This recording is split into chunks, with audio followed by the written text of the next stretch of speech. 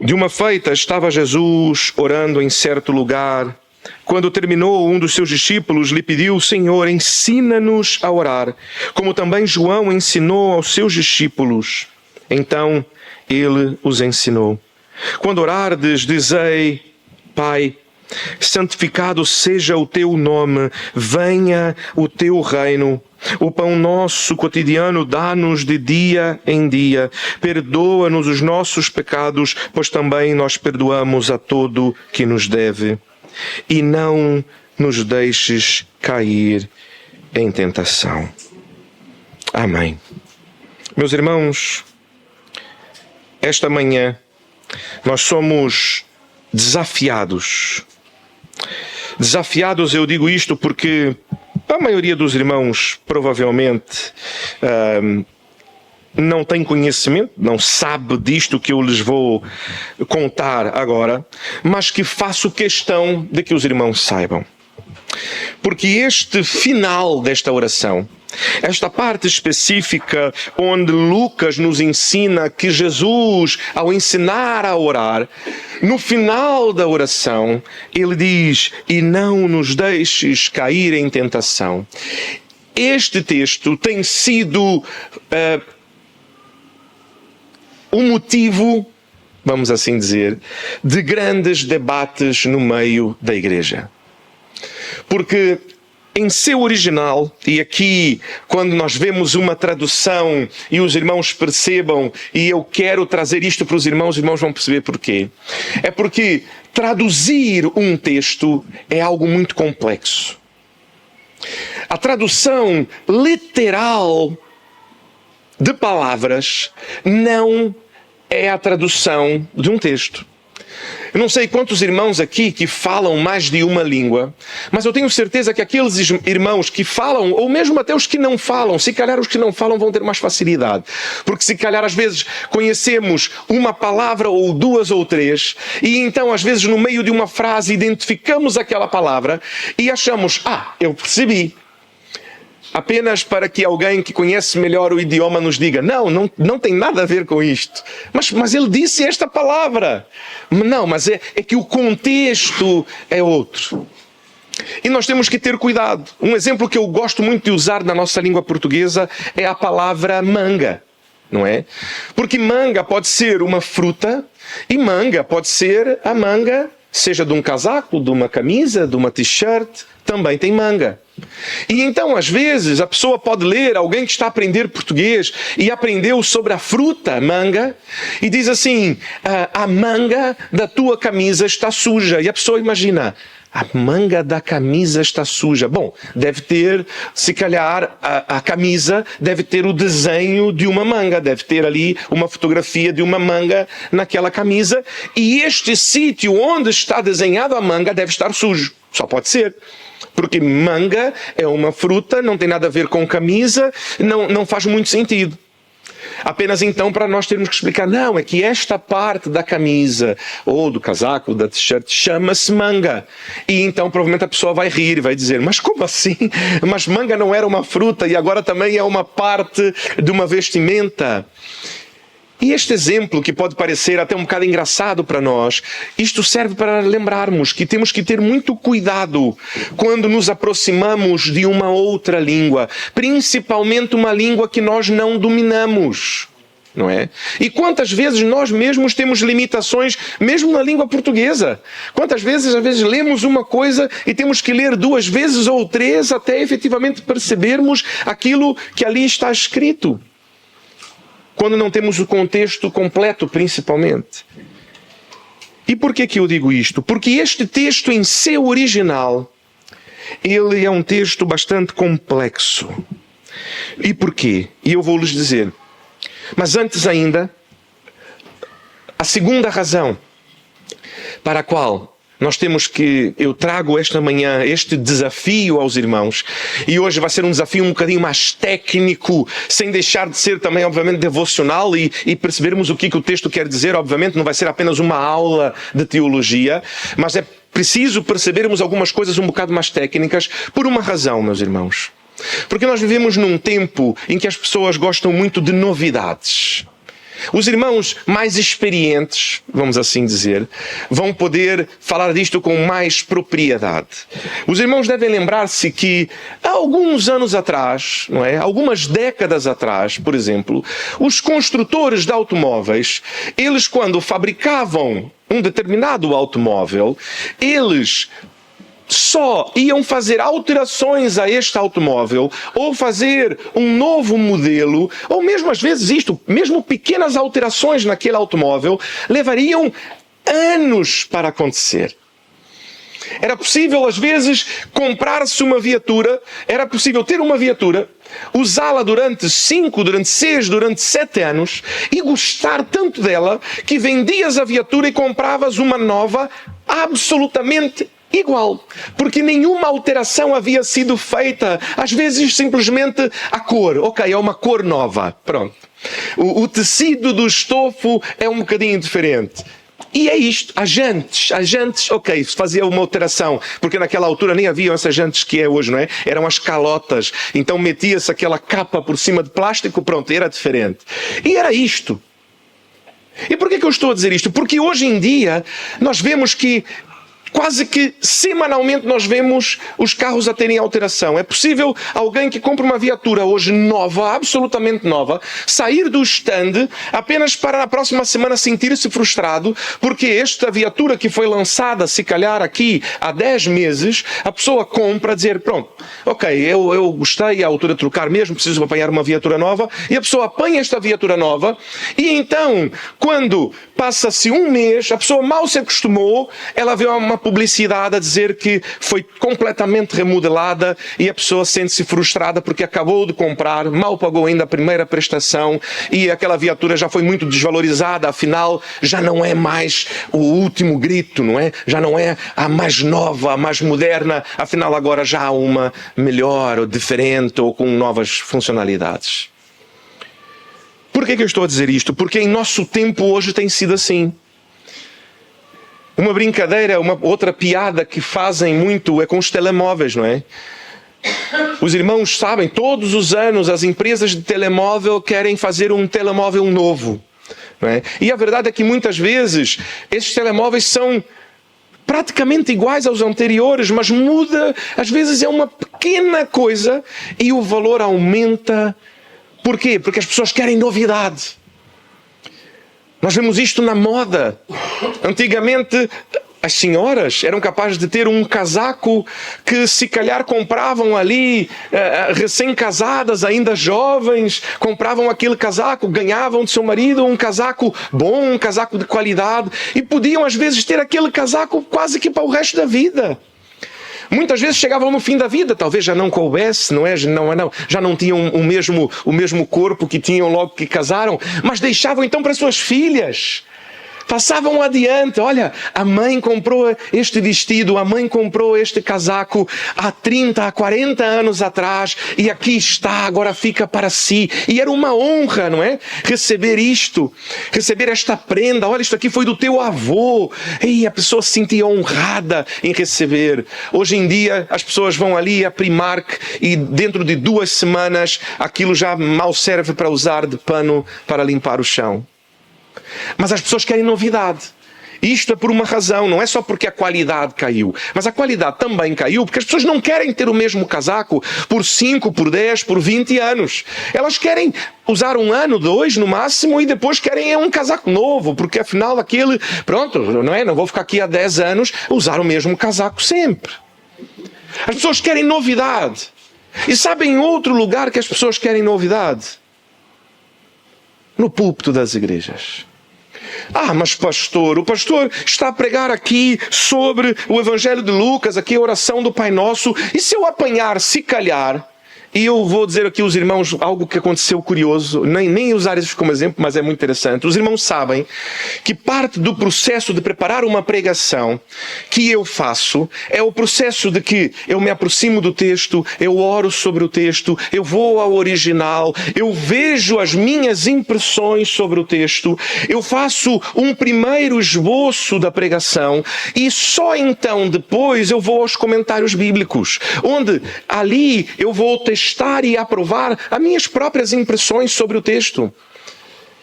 E então foi interessante como eu abri, por exemplo, esta semana um dos comentários. A verdade é que ele não é bem um comentário bíblico, ele é um compilado de algumas pregações ou textos sobre os textos bíblicos. E então, quando abri sobre esta parte específica, havia um texto do Spurgeon. E eu, ao ler o texto do Spurgeon, eu vi que grande parte daquilo que eu havia colocado, Spurgeon, quando foi pregar sobre este mesmo texto, a falar sobre esta mesma questão de que, Senhor, não nos permita, não nos deixeis cair em tentação, foi basicamente aquilo. Ele apanhou um outro viés aqui em uma situação, falou de uma outra questão num outro lado, deixou de falar de alguma coisa que eu vou falar, mas alguém que ouvisse os dois ia dizer, pronto, é verdade, ou seja, concordam, é isto mesmo. Isto porquê? Para dizer para os irmãos, não há novidade. A igreja tem estudado estes textos, tem estudado a palavra de Deus desde que foi escrita já há quase 2000 anos. Porque lembramos que estes textos são todos do primeiro século ainda, portanto ainda não tem exatamente 2000 anos, mas já vamos quase lá.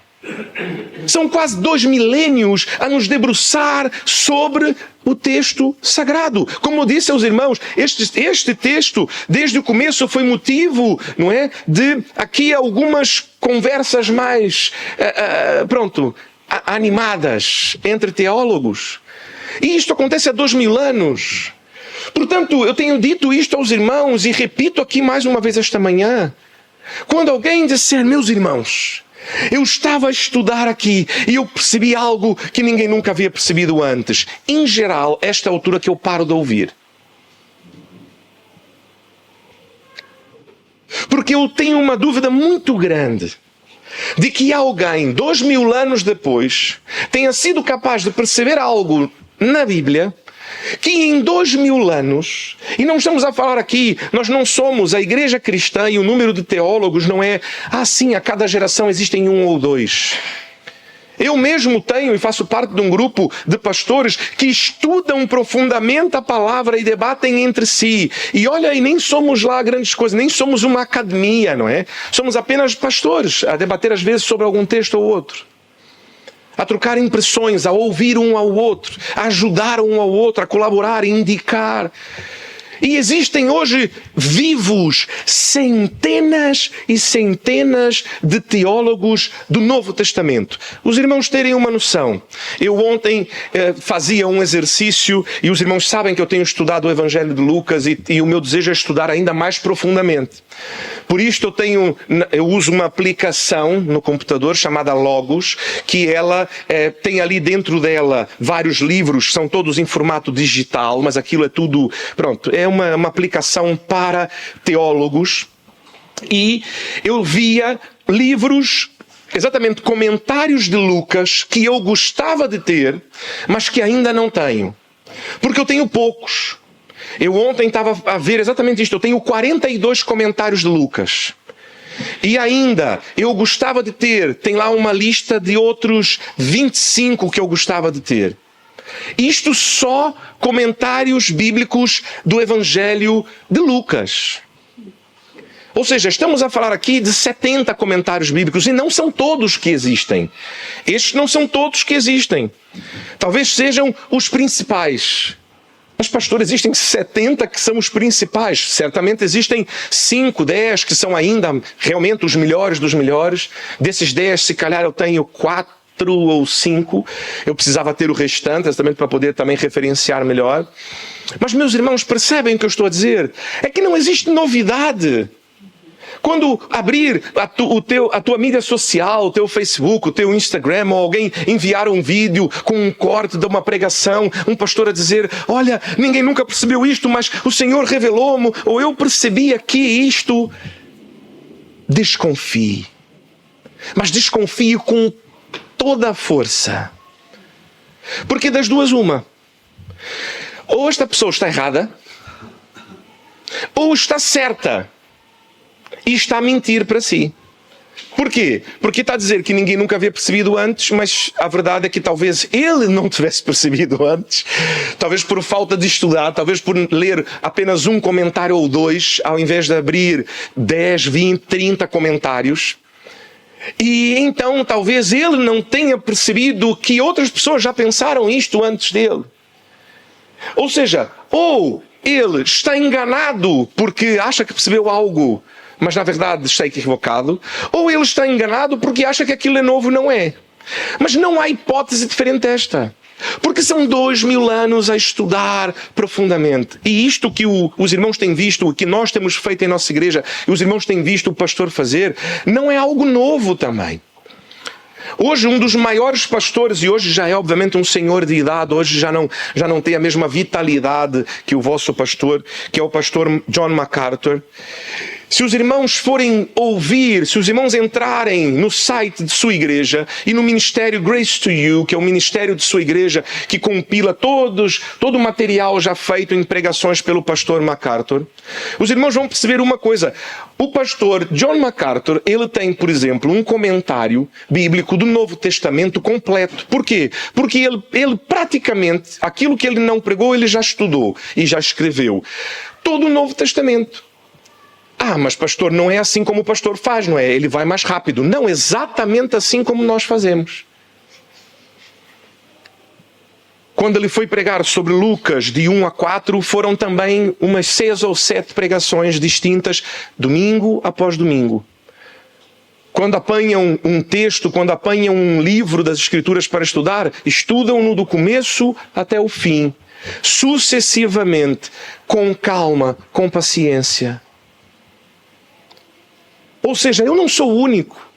Nós não somos os únicos a estarmos debruçados hoje sobre o Evangelho de Lucas, a olhar toda a Escritura, mas a partir da narrativa que Lucas nos faz da vida e do ministério de Jesus.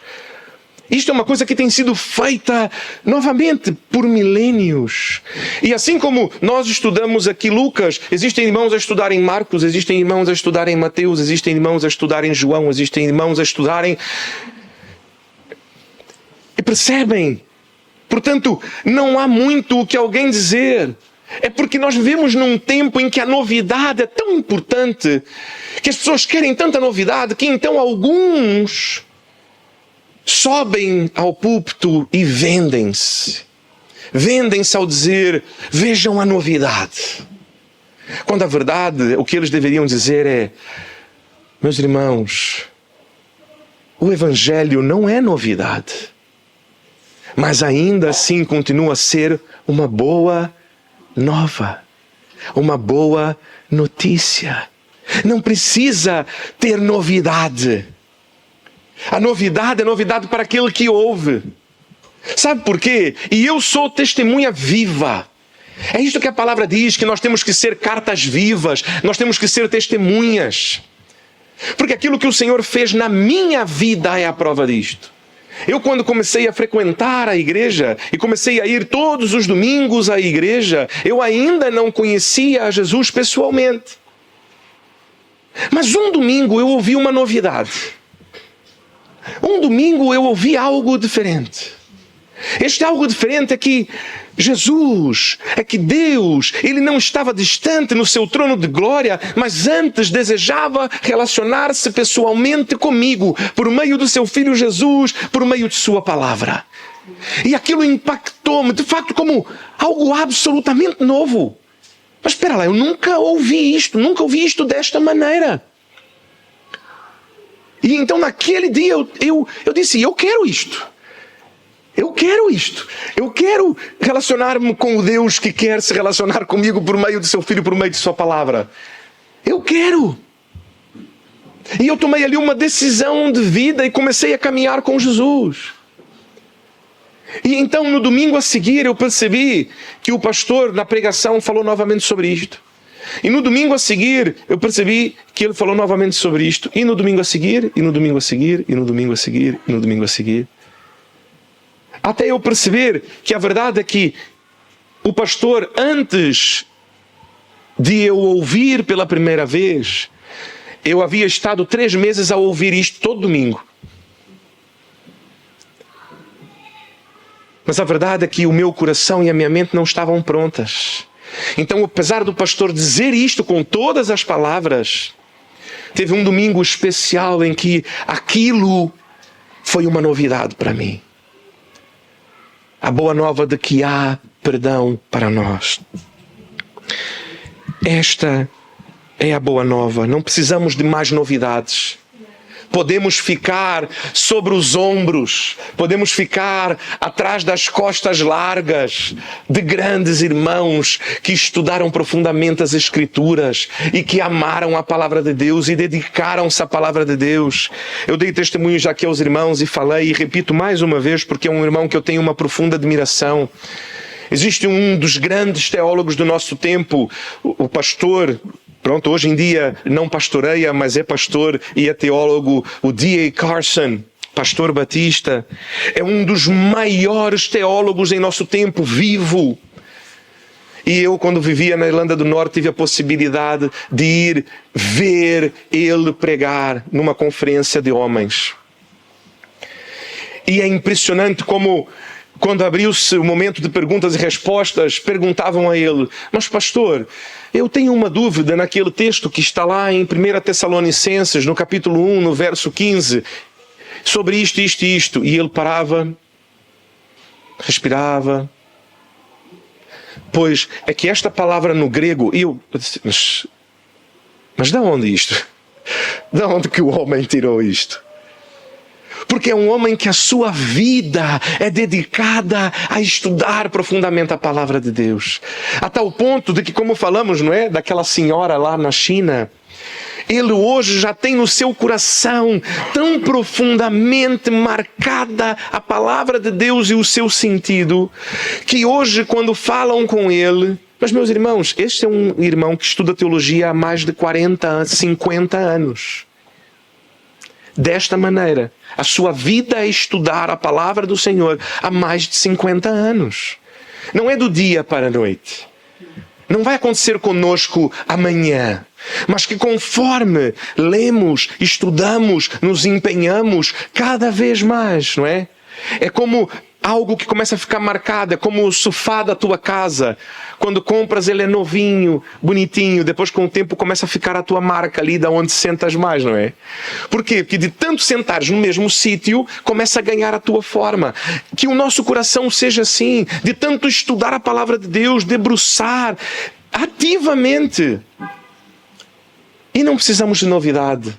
Queremos as verdades eternas da palavra de Deus. Não queremos a novidade da nova tendência. Queremos a verdade eterna da palavra do Pai. E por que eu digo-lhes isto? Porque este é um texto difícil. E aqui, quando olhamos este texto, vamos ver o porquê. Porque no original... ele começa com aquele mais que nós temos falado já várias vezes, que é o Kai. Que quando nós mudamos sempre de capítulo ou mudamos de perícope, muitas vezes temos esta palavra que é um conectivo, que significa que há uma continuação de uma parte para outra. O que nos mostra aqui duas coisas. A primeira é que quando Jesus vai falar e não nos deixe cair em tentação, assim como nós em português, glória a Deus por isto, temos aqui o conectivo E, é que isto não está desconectado. Não existe um ponto. Não é, Senhor, perdoa-nos os nossos pecados, pois também perdoamos o que nos deve. Ponto. E então, ele começa uma nova frase a dizer, e não nos deixe cair em tentação, ou não nos deixe cair em tentação. Não está. O que existe ali é um contínuo.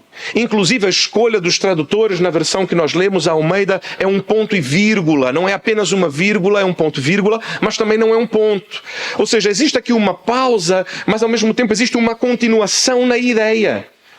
Ou seja, o que nós estamos a orar agora, o que Jesus nos está a dizer agora, está conectado não só com a oração toda, obviamente faz parte da mesma oração, mas está intimamente ligado ao perdão de pecados que acabamos de dizer.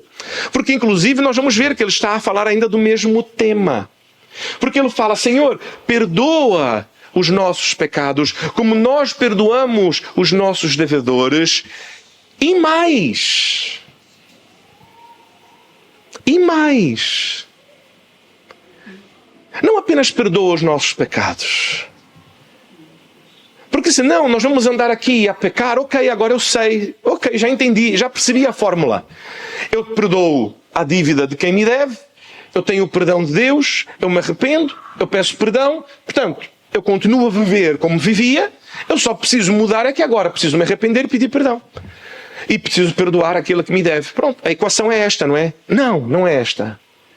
Porque Jesus vai acrescentar, e mais, não apenas perdoa os meus pecados, faça mais, vá além. E o que é este além? Ele então segue. E eu vou dizer aqui na ordem original, para os irmãos perceberem que quando nós vamos traduzir do inglês, quando vamos traduzir de outras línguas, às vezes a ordem das palavras não é a mesma, não é isto? Por exemplo, no inglês, em geral, o adjetivo vem antes do sujeito, não é? Então do substantivo. Então você diz que em português nós dizemos, a igreja é muito bonita. Mas em inglês se diz, esta é uma bonita igreja. Né? Nós ainda conseguimos perceber, mas a verdade é que existem línguas que, se nós simplesmente traduzíssemos as palavras tal como estão, teríamos dificuldades. Por exemplo, o hebraico é assim, o próprio grego também é assim, porque a gramática é diferente. Mas ainda assim eu vou traduzir para os irmãos assim, porque vão perceber que não é tão difícil, ok? Porque a segunda palavra é o não. É mas, não. E aqui entra o problema, é a terceira palavra. Que é a palavra levar, conduzir. E aqui então isso que nos cria um debate profundo sobre este texto. Porque então poderíamos traduzir, ou se fôssemos traduzir literalmente, o que ficaria traduzido é: e não nos conduza à tentação. Não nos leve a tentação. O que nos traz um problema teológico profundo, inclusive, porque Tiago vai dizer que Deus, ele não tenta ninguém e por ninguém é tentado. Não é o Senhor que nos tenta. O Senhor não promove por nós tentação. Portanto, isto soa um bocado estranho. Mas soa estranho porque nós precisamos perceber grego para perceber o que ele quer dizer aqui. E percebam que esta palavra, e ainda apanhei aqui textos que nós já estamos familiarizados, porque nós vimos, não é?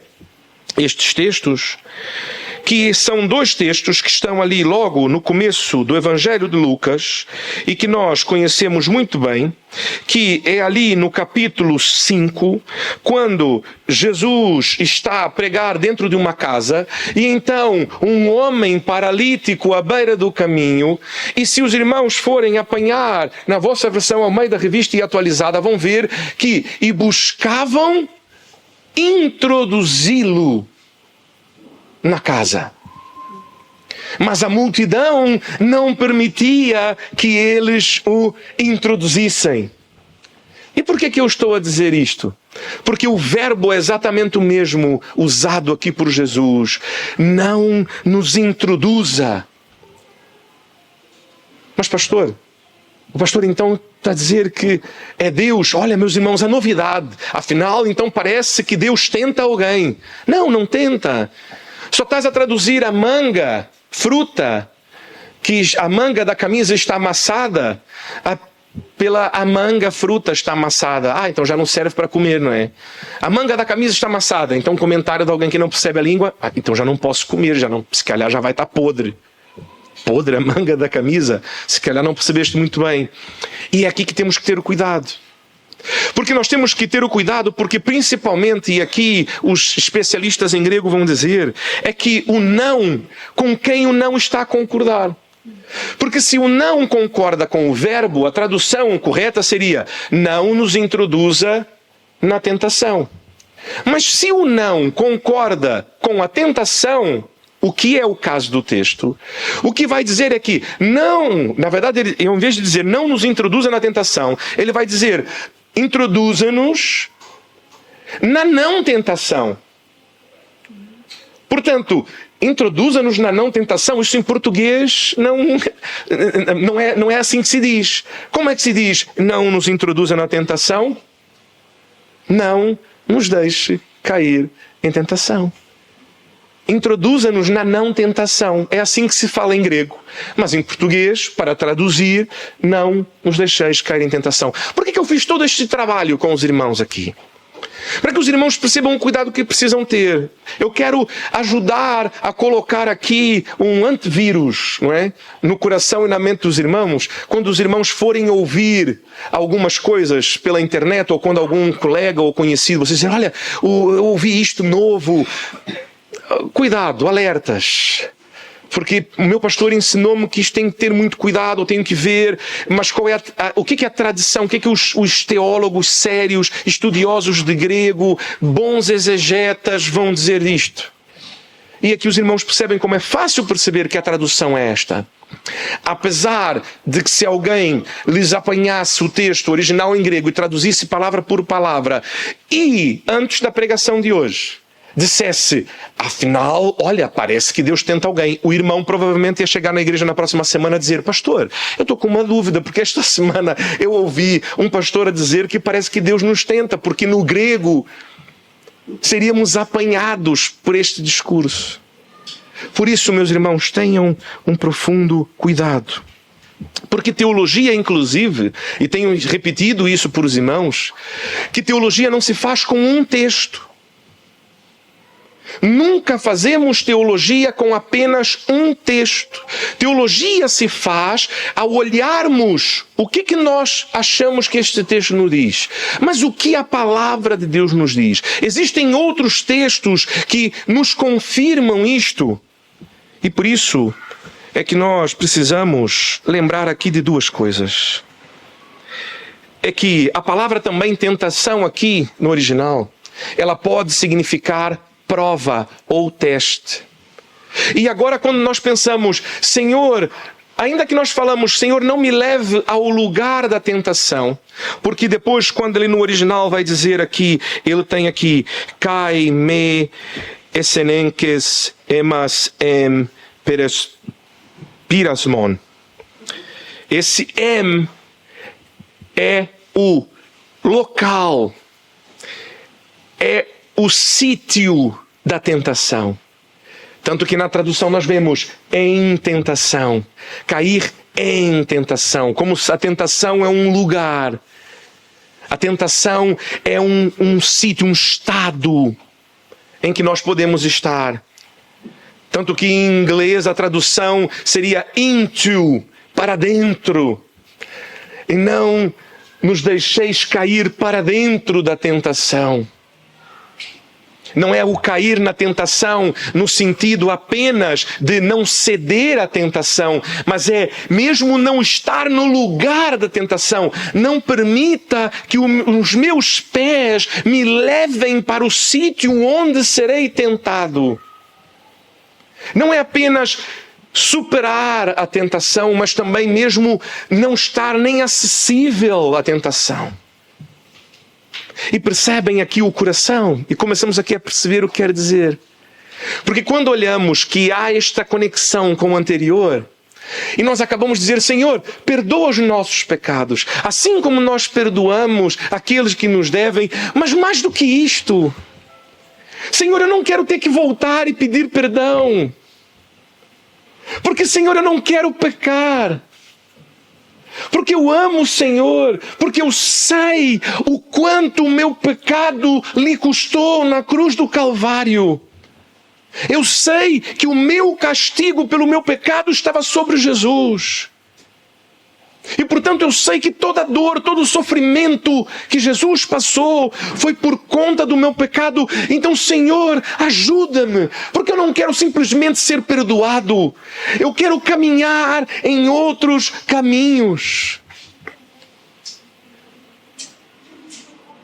Mas pastor, Deus não nos tenta, mas Deus pode nos provar.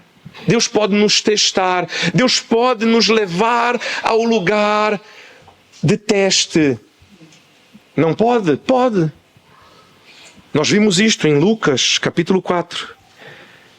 Jesus, cheio do Espírito Santo, voltou do Jordão e foi guiado pelo mesmo Espírito no deserto durante 40 dias para ser tentado pelo diabo.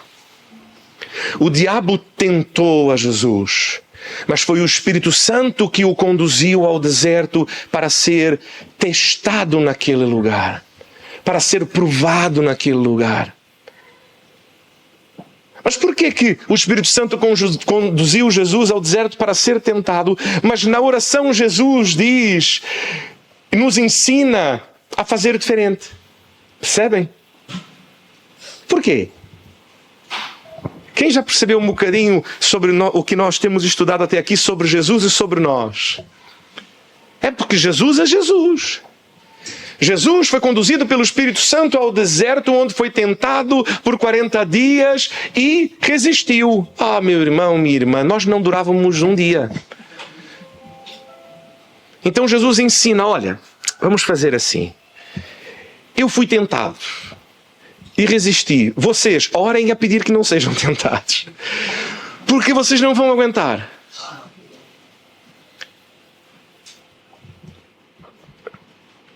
E então, meus irmãos, nós olhamos e vemos o que nós podemos aprender com este texto. Que são 3 atitudes que um crente verdadeiro no Senhor Jesus, ele tem. Porque lembram-se que a oração era uma forma de ensinar teologia, e teologia, ela não é morta, mas ela é viva e pulsante, e portanto é a maneira como nós agimos, e a maneira como nós dizemos da nossa teologia, a teologia que cremos é por meio da nossa vida, por meio da nossa atitude, por meio do nosso comportamento. Portanto, existem 3 atitudes. Não atitudes necessariamente externas, mas atitudes que começam internas, começam no coração, e que Jesus nos chama a ter. A primeira é reconhecermos que nós temos tentações. Nenhum de nós, ao receber a Jesus, foi tornado santo de tal forma que nós não somos mais tentados. Eu vou dar aqui um exemplo muito simples, que os irmãos talvez conheçam. Um exemplo que os irmãos viram na semana, aqui há 2 semanas. E por isso sinto liberdade em dizer, irmãção, com todo amor e carinho. Quando nós estávamos no nosso tempo como igreja, de pedir perdão a Deus, de pedir os irmãos orem por mim, colaborem comigo, sejam comigo nisto. A irmãção abriu o seu coração quanto ao seu desejo de largar o tabaco. E nós temos orado por ela há tanto tempo. Desde que nós chegamos aqui na igreja, já há 4 anos, e temos orado, temos caminhado com a irmã, temos aconselhado, temos sido graciosos, assim como o Senhor é gracioso conosco. Como nós acabamos de aprender, não é? Senhor, perdoa os meus pecados, os nossos pecados, assim como nós perdoamos aqueles que nos devem. Porque a verdade é que a minha dívida com o Senhor era muito maior quando o Senhor perdoa. Por isso, quem sou eu para cobrar a dívida que o meu irmão tem comigo, ou a dívida que o meu irmão tem, qualquer que seja? Mas eu posso caminhar e devo caminhar com este irmão, e orar por este irmão, e aconselhar este irmão, e batalhar com este irmão. Quantos já não conheceram, e no Brasil a Andressa trabalhava na Junta de Missões Nacionais, eu tive a oportunidade de conhecer ali o trabalho que existe com irmãos em Cristo nossos, que deixaram a vida de drogas, deixaram o crack, que é considerada a pior das drogas. Abriram mão. Mas, meus irmãos, a primeira coisa que é ensinada para eles, sabe qual é? Não é porque recebeste a Jesus e que deixaste o crack, que agora podes andar no meio de pessoas que usam crack. Os irmãos vão perceber, provavelmente, se conhecem alguém que já teve problema com bebida, com álcool, que já foi adito ou que é um adito, porque a verdade é que, inclusive, o conceito, em termos técnicos, diz que ninguém nunca deixa de ser adito. A pessoa, uma vez adita, continua a ser sempre adita, ela deixa de praticar, ela está em abstinência. E por isso tem que ter o cuidado sempre de se manter afastada do ambiente que se torna propício. Então, por exemplo, ainda outro dia falávamos sobre isto. Aqueles que usam tabaco sabem, cada um tem aquilo que chama pelo tabaco. É aquele cafezinho que chama o tabaco. É o tabaco depois do almoço, aquela hora, ou aquela pausa, ou quando está numa situação de muito estresse, a apresentar um trabalho, uma reunião, uma venda, Mesma coisa a bebida. A pessoa que bebe sabe que é quando está triste, ou quando está solitária em casa, ou quando está com os amigos começam a beber, e então a pessoa perde o controle e já não consegue parar mais. O primeiro passo é o quê? Afastar-se completamente disto. Por quê? Porque nós temos tentações. O que Jesus está a ensinar é: vocês amam a mim, vocês seguem a mim, vocês são as minhas ovelhas, vocês já são perdoados. Vocês já têm o perdão do Pai, então agora têm comunhão com o Pai, amam o Pai, ouvem o Pai. Mas cuidado,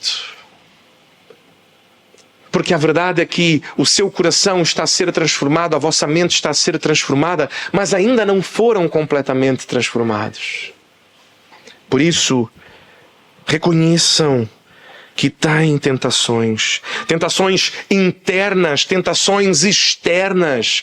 Tentações internas são pensamentos. Tentações internas, às vezes é uma condição de saúde. Às vezes é um cansaço extremo que faz com que... então, olha, eu ia fazer isto hoje, mas eu vou deixar para amanhã, estou muito cansado. Somos tentados a não fazer o que deveríamos fazer naquele dia e deixarmos para depois. Ou a condição de saúde, uma doença que nos tenta contra o Senhor. Como falamos aqui, não é? O povo, quando não tem, quer ter. Quando tem, acha que não é o suficiente e quer ter mais. Quando tem tudo, esquece-se do Senhor. Porque somos tentados internamente, por nós mesmos. Mas também somos tentados externamente, como Jesus, quando foi para o deserto. Coisas externas que acontecem conosco, coisa que nos dizem, coisa que nos fazem, e que somos tentados a reagir diante destas coisas, a agir de uma determinada maneira, que não agrada ao Senhor e que depois vamos precisar pedir perdão. Que nós vamos ter o perdão. Mas nós não queremos pecar. Senhor, perdoa os nossos pecados, como nós perdoamos aqueles que nos devem. Mas, Senhor, eu sei que eu sou um homem que tenho as minhas tentações. Por isso, Senhor, ajuda-me. Porque existe então aqui a segunda atitude. A segunda atitude é reconhecer que não somos capazes de resistir às tentações sozinhos.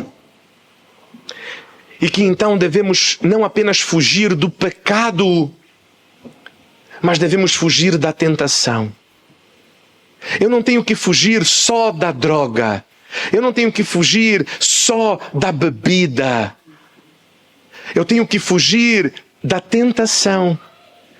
Se eu estou num sítio onde todos os meus amigos começam a beber, olha, eu gosto muito de vocês, mas agora já não dá mais. Quando outro dia, quando quiserem ter uma conversa que não seja para embebedar, eu vou estar com vocês. Agora eu vou-me embora. Eu não uso drogas, mas o meu amigo está aqui, pronto, estão aqui a fumar aqui, qualquer coisinha, não é? Mas não há problema, não sou eu, é o meu amigo. Todo pai vai dizer isto para o filho, não é? Se tiveres numa viatura, fores parado e um tiver drogas, vai todo mundo para a delegacia. Não, mas não era minha. Vai explicar à delegacia, vai explicar ao juiz. Isto significa o quê? Não devemos fugir simplesmente, é não usar drogas. É não usar drogas, nem estar ao pé de quem usa. Não quer dizer que eu não vou ser amigo daquela pessoa. Pelo contrário, eu preciso ser para testemunhar para ele. Mas na hora que ele disser, então, olha, eu vou aqui fumar um e eu vou para o outro lado e eu vou para longe. Eu nem sabia que tinhas coisa aí. Eu vou dizer aos irmãos que eu tinha muitos amigos e quando me converti continuei a ter amigos. E a minha atitude com eles passou muitas vezes a ser aqueles que eu sabia que eventualmente usavam alguma droga. Eu, quando encontrava com eles, ou eles diziam, então vamos lá comigo, anda aqui, eu dou-te boleia. Eu dizia, mas tens droga? A primeira vez que eu fiz isto, o mundo ficou pensando, mas o que é isto agora? És da polícia? Eu falei, não, porque se tiveres droga, eu não vou contigo. Mas o que é isto, meu? Então, agora, assim, não, eu não vou contigo. Gosto de ti, é meu amigo, estávamos aqui. Agora, eu não vou andar contigo no carro a transportar a droga. Não vou. Prefiro apanhar aqui o autocarro, vai demorar muito mais. Olha, nos encontramos lá ou eu nem vou. Mas eu não vou andar aqui com isto. E então a verdade é que havia já amigos em que começava a dizer, então, tens aí qualquer coisa hoje? Já sabia que ia sair contigo, então já nem trouxe nada. Já sei como é que tu és. Tá bem, olha. Pontos. Nós é que devemos influenciar, não ser influenciados. Nós devemos fugir desta situação. Mas se for assim, hoje em dia, não é? Vai ser difícil. E aí eu consigo imaginar aqui, se calhar, o Mateus, consigo imaginar o Álvaro ou o Vítor, dizer, então, mas, né? Agora talvez não, ainda são mais jovens, o Mateus já é um bocado mais idade. Pastor, mas assim é difícil, não é? Porque, pronto, meus amigos às vezes chamam-me, vamos lá para casa. Então, eu já sei que vai ter bebida, eu já sei que vai ter um ali, e então já sabes que não deves ir. Mas assim então não vou a lugar nenhum. Olha, como diria o dito popular, antes só do que mal acompanhado. Já dizia minha avó. Sabedoria, verdades eternas. Essa não está nas Escrituras. Mas podia estar. E a terceira coisa é reconhecer que Deus, em sua soberania, Ele pode, mesmo quando somos tentados. E aqui é daqueles textos que eu acho engraçado, meus irmãos, porque novamente quando eu falo dos diferentes linhas e dos comentários bíblicos que leio, eu fico às vezes, acho curioso como vejo alguns irmãos a dizerem, não, este texto o que ele quer dizer é que quando estamos em meio à tentação, o que ele está a dizer é, Senhor, livra-me para que eu não caia na tentação. E eu digo a isto o quê, meus irmãos? Amém. Senhor, se acontecer de eu estar no meio da tentação, que o Senhor me livre e eu não caia, e eu não peque. Gostei. Eu acho que é uma boa verdade. E tenho base em vários outros textos para isto.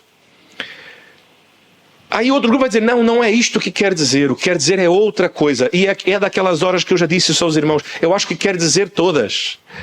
Eu acho que Deus, em sua profundidade, em sua soberania, Ele quis dizer todas, porque eu acho que o que Jesus está a nos ensinar é que devemos orar, Senhor. E aí começamos pelo começo, não é? Senhor, que o Senhor me poupe de estar no lugar da tentação, que o Senhor não me conduza ao deserto, que o Senhor não me conduza a este lugar onde serei tentado. Mas se acontecer de eu estar no meio da tentação, também que o Senhor me livre de cair na tentação e de pecar. Não é uma coisa e outra, mas Senhor, livra-me de entrar na tentação, mas se de repente eu me ver nesta situação em que estou na tentação, que o Senhor me livre de cair na tentação e pecar. E meus irmãos, percebam, isto é porque aquele que é crente e conhece a Jesus, ele sabe e ele ama a Deus tão profundamente, foi tão transformado pelo poder de Deus, que mesmo a tentação constrange a esta pessoa. Porque o seu desejo é não apenas de não pecar, mas é de guardar o seu coração. A palavra vai dizer, irai-vos, mas não pequeis. Um crente, ele fica constrangido com a própria ira. A ira não é pecado. Tanto que a palavra diz, irai-vos, mas não pequeis.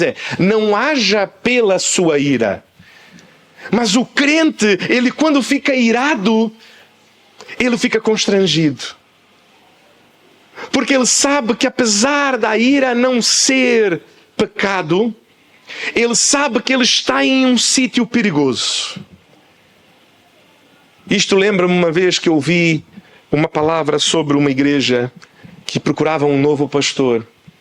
E então fizeram o processo de sucessão pastoral como uma boa igreja batista, e naquela igreja haviam ali alguns nomes, e o presbitério daquela igreja convidou a cada um dos pastores para uma entrevista, para conversarem, e fizeram uma pergunta um bocado engraçada. Perguntaram para o pastor: pastor, imagine que a igreja é uma carruagem, é uma charrete puxada por cavalos, e está a andar em uma estrada muito estreita de terra, à beira de um abismo.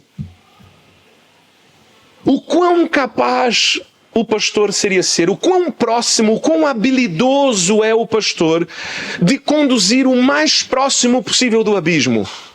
E então o primeiro pastor respondeu: olha, eu acho que eu sinto-me confiante o suficiente a conduzir a carruagem mesmo perto do abismo.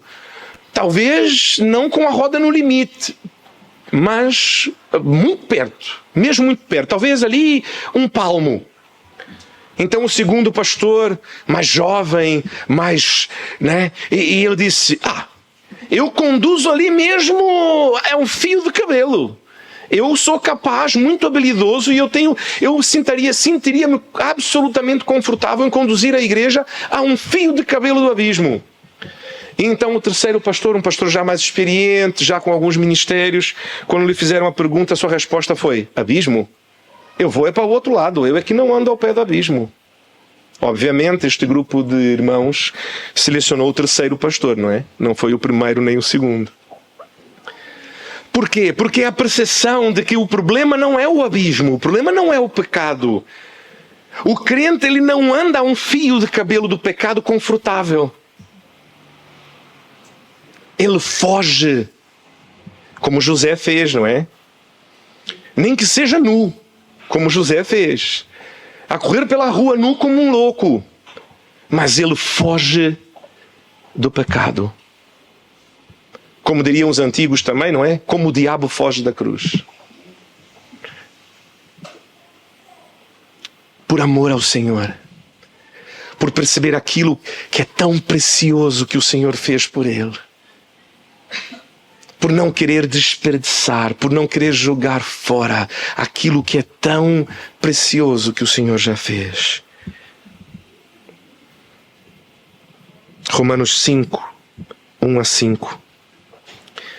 Justificados, pois, mediante a fé, temos paz com Deus por meio de nosso Senhor Jesus Cristo, por intermédio de quem obtivemos igualmente acesso pela fé a esta graça na qual estamos firmes, e gloriamo-nos na esperança da glória de Deus. E não somente isto, mas também nos gloriamos nas próprias tribulações, sabendo que a tribulação produz perseverança, e a perseverança experiência, e a experiência esperança.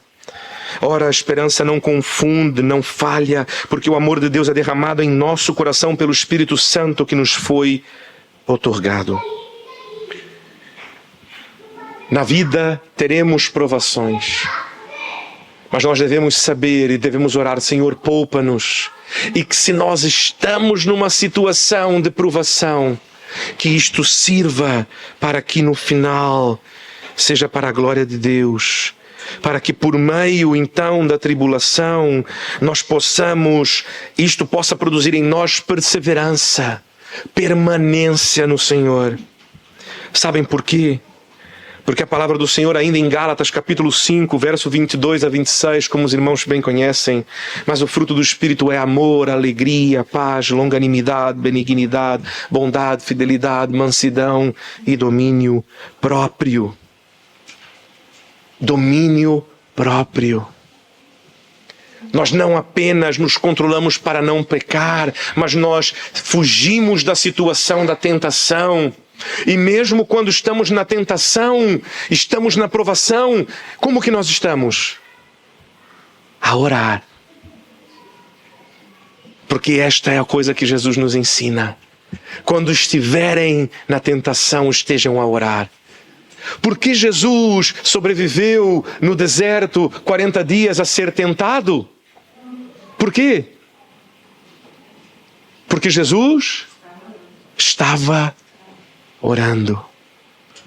No deserto por 40 dias, Jesus orou. Jesus não descansou, porque a provação e a tentação não estavam a descansar. Mas Jesus permaneceu em oração. E por fim, 1 Pedro 1, 3-9, que nós lemos no começo do nosso culto. Bendito Deus e Pai de nosso Senhor Jesus Cristo, que segundo a sua muita misericórdia nos regenerou para uma viva esperança mediante a ressurreição em Jesus Cristo dentre os mortos, para uma herança incorruptível, sem mácula, imarcível, reservada nos céus para vós outros, que sois guardados pelo poder de Deus mediante a fé para a salvação preparada para revelar-se no último tempo. Nisso exultais, embora no presente, por um breve tempo, se necessário, sejais contristados por várias provações, para que, uma vez confirmado o valor da vossa fé, muito mais preciosa do que o ouro perecível, mesmo apurado por fogo, redunda em louvor, glória e honra na revelação de Jesus Cristo, a quem não havendo visto, amais, no qual não vendo agora, mas crendo, exultais com alegria indizível e cheia de glória, obtendo o fim da vossa fé, a salvação da vossa alma. Reconhecermos, meus irmãos, que seremos tentados, mas clamar ao Senhor: Senhor, não permita que eu ande neste caminho, que eu chegue ao ponto de ser tentado. Ainda assim, haverão situações em que seremos tentados. E no meio da tentação, estarmos em oração a dizer: Senhor, eu não consigo sozinho. Sem o Senhor eu não consigo, mas o Senhor pode poupar-me desta tentação. Pode poupar-me para que eu não caia na tentação. Por isso, Senhor, poupa-me novamente em oração e a reconhecer que Ele é soberano sobre todas as coisas, para que então seja ao poupar-nos de estar no lugar da tentação, ou seja ao poupar-nos de cair, que reconheçamos que não foi a nossa força de vontade, que reconheçamos que não foi a nossa capacidade, mas de que foi o poder de Deus em nós. E que o Senhor nos ajude a lembrarmos que então o sítio de oração é todo o tempo. Não é apenas na hora do pecado pelo perdão. Não é apenas na falta do pão. Não é apenas... Percebem como Jesus fecha a oração? A mostrar-nos que a oração, ela é em todo o tempo. Nós começamos a orar antes, e oramos durante, e oramos depois, para que o nome do Senhor seja glorificado em nossas vidas. Oremos ao Senhor. Senhor Deus e Pai, somos gratos a Ti,